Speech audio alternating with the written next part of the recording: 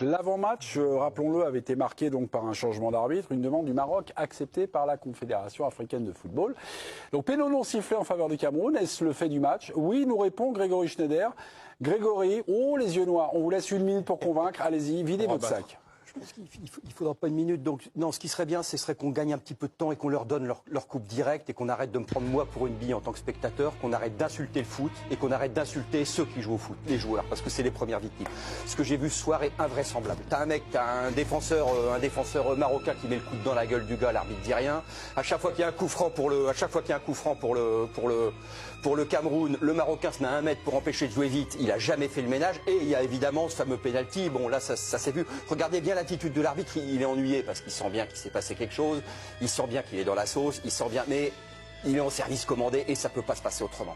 Donc on va arrêter de nous prendre pour des billes. On va arrêter de dire c'est la CAN, c'est ceci, c'est cela. C'est pas la CAN, c'est la Reine des Neiges en fait. C'est un Disney. Donc ils vont la gagner à la fin. On n'a qu'à leur filer direct et arrêter de cautionner cette parodie de foot et surtout d'insulter le jeu et les mecs qui le font vivre.